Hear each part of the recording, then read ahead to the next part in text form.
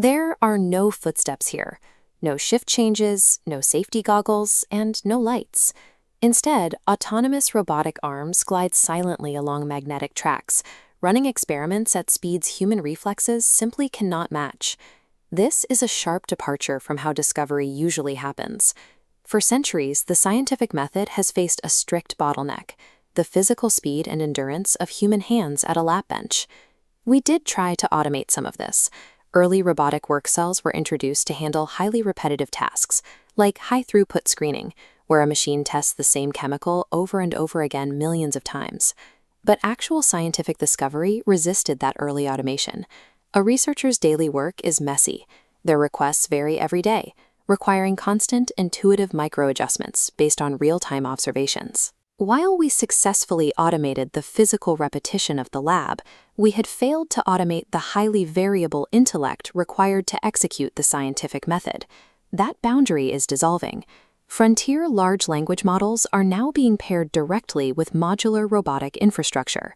They are built to handle both the logical reasoning of a scientist and the physical variability of an experiment. This diagram outlines the concept of progressive autonomy. Laboratories are taking incremental steps upward, moving from level 0 manual assistance through intermediate phases and arriving at strictly bounded, supervised machine independence. This architectural shift transforms laboratory work, moving it away from the bench and into a programmable software environment. Companies like Ginkgo Bioworks, led by founders Jason Kelly and Reshma Shetty, are transitioning their facilities to this programmable robotic infrastructure. Ginkgo is digitizing the human intent behind a pipette, turning biological experimentation into a programmable service. To test the limits of this, researchers tasked OpenAI's GPT-5 model with independently lowering the cost of cell-free protein synthesis. Acting as the central brain of the facility, the model used internet access and historical data to formulate a novel hypothesis entirely on its own. The system relies on active learning. The machine identifies gaps in the current knowledge network and autonomously chooses the next unobserved variable to test. Allowing an AI to dictate physical actions introduces a severe physical risk, the syntax to safety gap. A hallucinating model could order a toxic chemical reaction or an impossible robotic movement that destroys the equipment. This chart illustrates the transactional safety protocol functioning as the lab's immune system.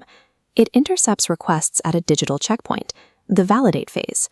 Just above that, a digital twin simulation mathematically verifies safety before a single drop of liquid is moved. Once the code clears the digital safety check, it is routed into the physical execution phase inside Ginkgo's Nebula lab. The scale of the robotic execution is immense.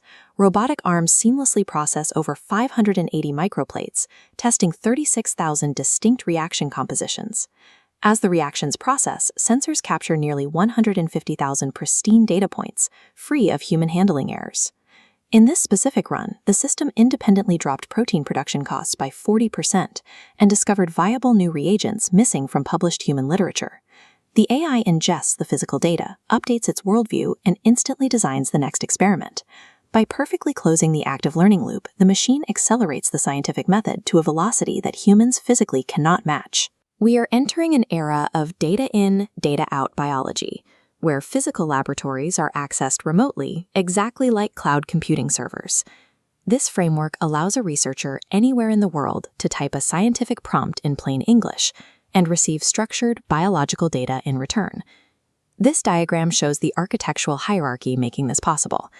It translates high-level requests from the AI planning layer down into localized safety kernels.